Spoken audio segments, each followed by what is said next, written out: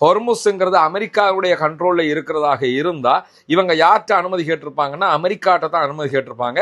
ஆனா எந்த அனுமதியையும் அமெரிக்காவிடத்துல ஈரான் கேட்கல, நேரடியாக ஈரானிடத்தில் தான் கேட்டிருக்கிறது. இதுல இருந்து ஹொர்முஸ் என்பது இந்த நிமிடம் வரைக்கும் ஈரானுடைய கண்ட்ரோல்ல தான் இருக்கிறது என்பதை நம்ம புரிஞ்சுக்கிற முடியும். வளம மாதிரி அந்த பைத்தியம் விளையாடுதுன்னு சொல்லுவாங்கல்ல, அது மாதிரி அமெரிக்க அதிபர் டொனால்ட் ட்ரம்ப் தற்போது பைத்தியம் விளையாட ஆரம்பிச்சிருக்கிறாரு.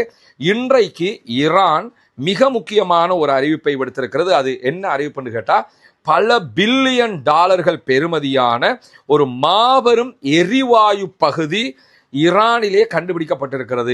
ஈரானுடைய ஹேக்கர்கள் குழு இங்கிலாந்தினுடைய மின் உற்பத்தி நிலையம் ஒன்றை மொத்தமாக முடக்கி இருக்கிறார்கள் என்கிற செய்தி.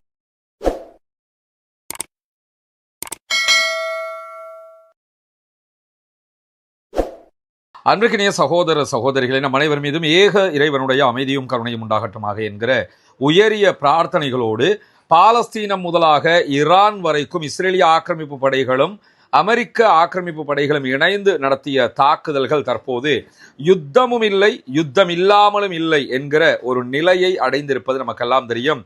மத்திய கிழக்கை பொறுத்தவரையில தற்போது யுத்தம் நடக்கிறதா என்றால் ஆம், யுத்தம் நடக்கிறது. யுத்தம் நடக்கலையான்னு கேட்டீங்கன்னா இல்ல, யுத்தம் நடக்கல என்று சொல்லுகிற அளவுக்குத்தான் நிலைமை மாறி போயிருக்கிறது. எந்த நேரத்தில் என்ன நடக்கலாம் என்பதை யாராலும் ஊகிக்க முடியாத அளவுக்கு அமெரிக்கா ஒரு சேற்றுக்குழியில் தள்ளப்பட்டிருக்கிறது அல்லது ஒரு சேற்றுக்குழியில் புதைந்து நிற்கிறது என்பதை மட்டும் நாம் உணர்ந்து கொள்ள முடியும். ஈரானுக்கு எதிரான அமெரிக்க இஸ்ரேலிய ஆக்கிரமிப்பு இராணுவங்களுடைய தாக்குதல்களுக்கு முன்பதாகவே மறைந்த ஈரானுடைய ஆன்மீக தலைவர் ஆயத்துல்லா அலி ஹாமனி பேசுகிற நேரத்தில் என்ன சொன்னாருன்னா, ஈரான் மீதான அமெரிக்காவினுடைய தாக்குதல்கள் ஈரானுடைய சதுப்பு நிலங்களில் அமெரிக்காவையும் இஸ்ரேலையும் புதைத்து விடும் என்று சொன்னார். அதே மாதிரி தற்போது ஹொர்முஸ் ஜலசந்தியை கைப்பற்றவும் முடியல, ஹொர்முஸ் ஜலசந்தியை விட்டுட்டு போகவும் முடியல, யுத்தத்துல ஜெயிக்கவும் முடியல, தோற்கவும் முடியல என்கிற மாதிரியான ஒரு நிலையில அவர்கள் சிக்கிக் கொண்டிருக்கக்கூடிய சூழல்ல இன்றைய நாளும் அமெரிக்க அதிபர் டொனால்ட் ட்ரம்ப் தன்னுடைய ட்ரூத் சோஷியல் பக்கத்துல மீண்டும் ஒரு தடவை ஹொர்முஸ் நீர்நிலை என்பது அமெரிக்காவினுடைய டெரிட்டரி, அமெரிக்காவுக்கு சொந்தமான பகுதி என்பதை பதிவு செய்திருக்கிறார். அதாவது உலக மக்களுக்கு நான் நினைவூட்டுறேன் என்கிற விதமாக இந்த செய்தியை அவர் பதிந்திருக்கக்கூடியதை நம்ம பார்க்க முடியும். உண்மையிலேயே ஹொர்முஸ்ங்கிறது யாருக்கு சொந்தமானது என்று பார்த்தீங்கன்னா அது ஈரானுக்கு சொந்தமானது என்பது உலகத்திற்கே தெரியும்.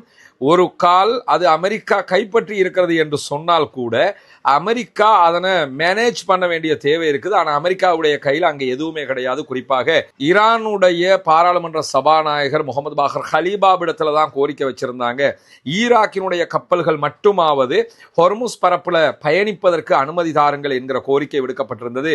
ஈரானும் அதற்கு அனுமதி கொடுத்திருக்கிறது. உண்மையிலேயே ஹொர்முஸ்ங்கிறது அமெரிக்காவுடைய கண்ட்ரோல்ல இருக்கிறதாக இருந்தா இவங்க யார்கிட்ட அனுமதி கேட்டிருப்பாங்கன்னா அமெரிக்காட்ட தான் அனுமதி கேட்டிருப்பாங்க.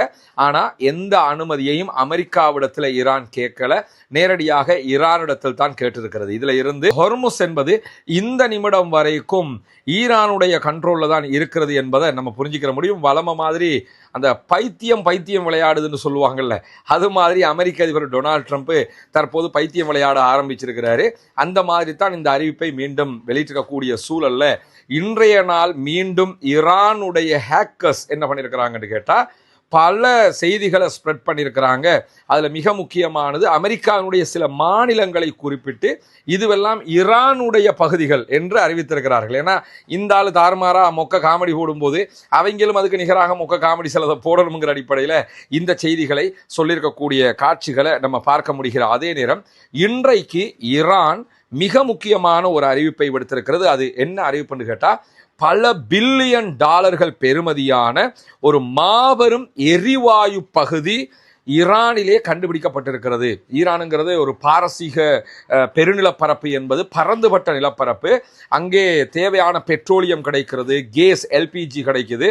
வேண்டிய அளவுக்கு இதெல்லாம் கிடைச்சாலும் மீண்டும் ஒரு ஆய்வுகளை பண்ணி கொண்டு போகிற நேரத்தில் ஈரானுக்கு இன்றைக்கு கிடைத்திருக்கக்கூடிய மிக முக்கியமான கேஸ் எந்த அளவுக்கு இருக்குன்னு கேட்டால் 7.5 ட்ரில்லியன் கன அடி, அந்த அளவுக்கு அதிகமான ஒரு மாபெரும் எரிவாயு கண்டுபிடிக்கப்பட்டிருக்கிறது என்று ஈரான் அறிவித்திருக்கிறது. 7.5 ட்ரில்லியன் கன அடிங்கிறது 212 பில்லியன் கன மீட்டருக்கு நிகரானது.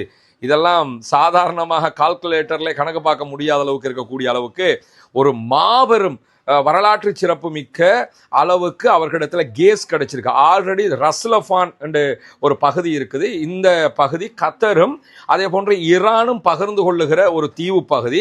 இந்த ரஸ்லஃபான்ல பாதி கத்தருக்கு சொந்தமாக இருக்கும், பாதி ஈரானுக்கு சொந்தமானதாக இருக்கும்.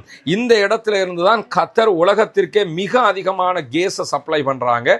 உலகத்திற்கு மிக அதிகமாக எல்பிஜி அல்லது எல்என்ஜியை சப்ளை பண்ணக்கூடியது கத்தர் தான். அவர்கள் தான் முன்னணியிலும் இருக்கிறார்கள். அவங்க எடுக்கிறதே இந்த ரஸ்லஃபான் ஏரியாவில் இருந்து. அதே மாதிரி தான் ஈரானும் ரஸ்லஃபான்ல இருந்து தான் எடுப்பாங்க. ஆனா இன்றைக்கு கண்டுபிடிக்கப்பட்டிருப்பது ரஸ்லஃபான் பகுதி அல்ல, தெற்கு ஈரான்ல இருக்கக்கூடிய ஃபார்ஸ் மாகாணத்தில் தான் இது கண்டுபிடிக்கப்பட்டிருக்கு. ஆல்ரெடி ஃபார்ஸ் மாகாணத்திலேயே சுமார் 5.7 ட்ரில்லியன் கன அடி அளவுக்கு, அதாவது 161 பில்லியன் கனமீட்டர் அளவுக்கு அந்த பகுதிகளில் எல்பிஜி எல்என்ஜி கண்டுபிடிக்கப்பட்டிருந்தது.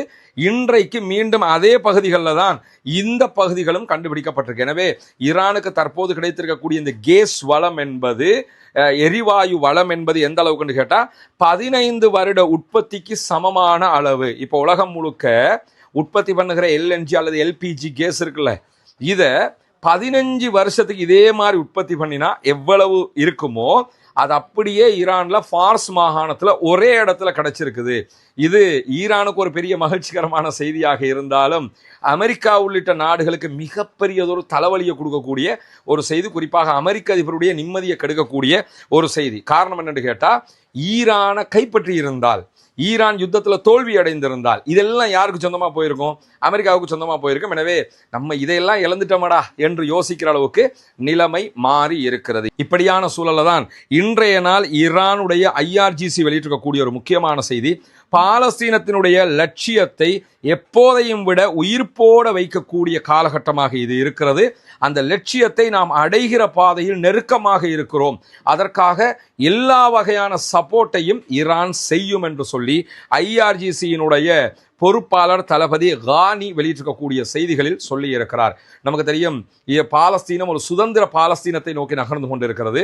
பாலஸ்தீனத்தில் இருக்கக்கூடிய எல்லா குழுக்களும் ஒற்றை முடிவில் இருக்கிறார்கள். எப்படியாவது நம்ம சுதந்திரத்தை எடுத்துக்கிறணும், நம்ம நாட்டுக்கு சுதந்திரம் கிடைக்காம இருக்குது, நம்ம நாட்டையே பிடிச்சி வச்சுக்கிட்டு இஸ்ரேல் ஒரு நாட்டை உருவாக்கி வச்சுக்கிட்டு நம்மளையே கொண்டு குவிச்சுக்கிட்டு இருக்கிறாங்க. இதற்கான போராட்டத்தில் பல லட்சக்கணக்கான மக்களை இதுவரைக்கும் இழந்திருக்கக்கூடிய சூழல்ல அதை அடைந்து கொள்ள வேண்டும் என்கிற முயற்சியில் தற்போது களமிறங்கி செயல்பட்டு கொண்டிருக்கிறது பாலஸ்தீனத்தினுடைய போராட்ட அமைப்புகள்.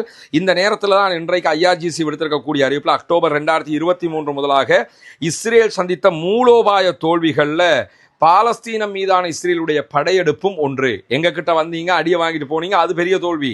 அதே நேரம் பலஸ்டைன்லையும் நீங்க தோல்வி அடைஞ்சிட்டீங்க என்று சொல்லிட்டு நீதியின் வெற்றி கிடைக்கிற வரைக்கும் பாலஸ்தீனத்திற்காக நாம் அத்தனை பேரும் போராடி கொண்டிருக்க வேண்டும், அதாவது ஜெயிக்கணும், நீதியினுடைய வெற்றி கிடைக்கணும் அப்படின்னு சொல்லி இன்றைக்கு IRGC விடுத்திருக்கக்கூடிய செய்திகளில் சொல்றது மட்டுமல்லாம பாலஸ்தீனம் சுதந்திரம் அடைவதற்கு தேவையான எல்லா ஒத்துழைப்புகளையும் தொடர்ந்து IRGC வழங்கும் என்பதையும் அவர்கள் சொல்லி இருக்கிறார்கள். இப்படியான சூழலில் தான் சிரியாவினுடைய ஒரு விமான நிலையத்தின் மீது துருக்கியினுடைய படைகள் அங்கே இருக்கிறது என்று சொல்லிக்கொண்டு இஸ்ரேல் தாக்குதல்களை நடத்தியிருந்தது. அந்த தாக்குதல்களுக்கு பிறகு சிரியாவும் இஸ்ரேலும் நடத்தி வந்த சமாதான பேச்சுவார்த்தைகள் எல்லாமே டிராப் ஆகிடுச்சு, நின்றுடுச்சு. இந்த நிலையில தான் இன்றைக்கு சிரியாவினுடைய வெளிவிவகார அமைச்சர் பேசுகிற இடத்துல நாங்க இஸ்ரேலை நம்பவே இல்லை, ஏன்னா இஸ்ரேல் நம்புகிற இடத்துல இருக்கக்கூடிய ஒரு நாடு கிடையாது. திருப்பி பேச்சுவார்த்தை வந்தா பேச்சுவார்த்தையில பேசுவோம், அது வேற.